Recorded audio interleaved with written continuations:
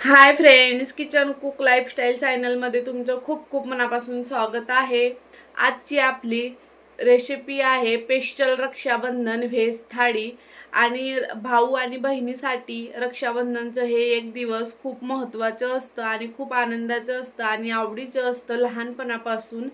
आणि आपल्या घरी जर भाऊ येणार असलं तर आपल्याला वाटतं की आपण म्हणजे भावासाठी वेगवेगळं काहीतरी बनवायला पाहिजे। तर आज इथे मी काजू मसाला बनवलाय, नारळी भात, पुरी, भजी, वरण, भात, पापड। आणि हे जी रेसिपी मी तुम्हाला दाखवणार आहे, इथे मी कांदा घेतले मीडियम साईजचं, त्याला परतून घेतलं। कांदा परतून झाले काढून घेतलं। आणि इथे मी मीडियम साईजचं टोमॅटो कापून ठेवलं होतं, ते पण परतून घेणार आहे। हे बघा, टोमॅटो पण परतून झाले आणि मुठभर कोथिंबीर टाकली, 10 पाकळ्या लसूणाच्या आणि अद्रक टाकले थोडंसं। आणि बिना पाण्याचं याचं वाटण करून घ्यायचं, पाणी अजिबात घालायचं नाही वाटण करताना। आणि इथे मी 2 पडी तेल टाकले, तेल गरम झाले आणि जे वाटण करून ठेवलं होतं ते टाकलं मी इथे।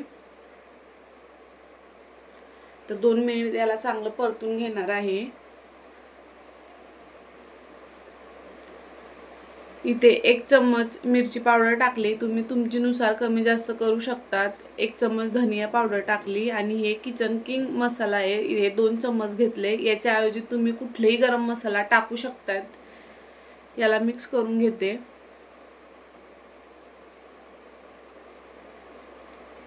हळद टाकली याच्यामध्ये, चवीनुसार मीठ टाकलं आणि थोडंसं पाणी टाकलंय जेणेकरून आपला मसाला जळणार नाही आणि शिजलं जाईल। आता हे मी 8 मिनिटासाठी मध्यम आचेवर झाकून शिजवून घेणार आहे। आणि इथे मी 1 चम्मच तेल घेतलंय आणि आता आपण काजूला ना चांगलं फ्राय करून घेणार आहे। जास्त नाही, हलकं 2 मिनिटं फक्त मी त्याला परतून घेतलं काजूला। काजू परतून झालेत, काढून घेतले। इथे बघा, मसाला पण आता आपलं तयार झालंय। याच्यामध्ये मी काजू टाकले, काजू मी 100 ग्रॅम घेतलेत, कमी जास्त करू शकतात तुम्ही। आणि इथे मी गरम पाणी वापरलंय, अर्धा ग्लासपेक्षा पण कमी पाणी वापरले, पण पाणी गरमच टाका। बारीक कापलेली कोथिंबीर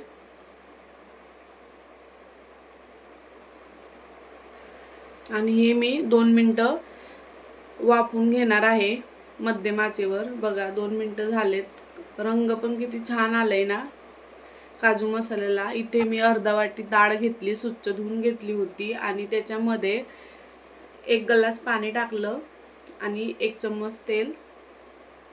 हे बघा, आपली डाळ शिजलेली आहे, 3 शिट्ट्या काढून घेतलेत मी डाळीचे। आणि इथे मी 1 पडी तेल टाकलं आणि फोडणीला मोहरी टाकली।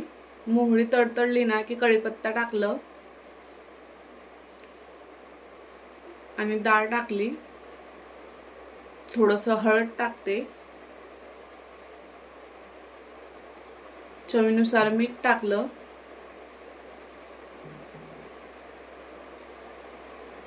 आणि अर्धा ग्लास पाणी टाकलं, मिक्स करून घेते। हे बघा, आता आपलं वरण तयार झालंय, याला आपण फक्त 5 मिनिटं उकळी काढून घेणार। इथे मी भजे बनवायला घेतले, बेसन घेतले मी 1 वाटी, हळद टाकली, चवीनुसार मीठ टाकलं आणि मीडियम साईजचं बारीक कापलेला कांदा टाकलं, हिरवी मिरची टाकले 2, कोथिंबीर।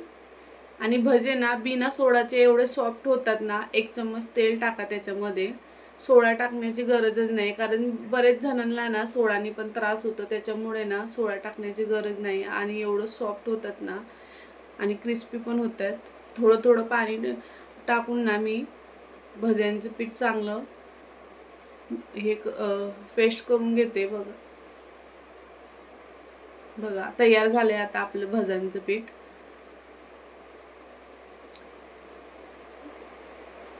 पीठ मळून झालं होतं माझं, अगोदरच दाखवलं तुम्हाला, मळून ठेवलं होतं। आता पुरी लाटून घेणार आहे।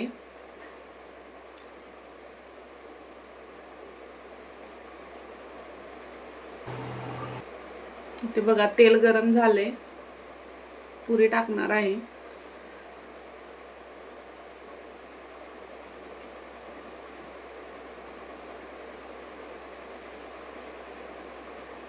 बघा पुरी कशी चांगली फुगते ना. बघा पुरी तळून झाली आपली. आता मी थोडेसे पापड तळून घेते.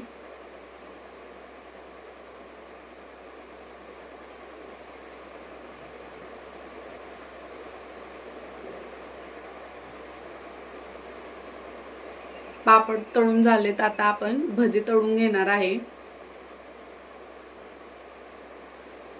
आणि भज्यांचं पीठ ना एकदम पातळ पण नाही करायचं आणि घट्ट पण नाही करायचं. मी जसं केलंय ना तसंच करायचं. आणि भजे एवढे छान झाले होते ना, क्रिस्पी पण झाले होते आणि आतमधून सॉफ्ट पण झाले होते. आणि सोडा नाही वापरले मी याच्यामध्ये. सगळे एक एक करून मी भजे टाकून घेते.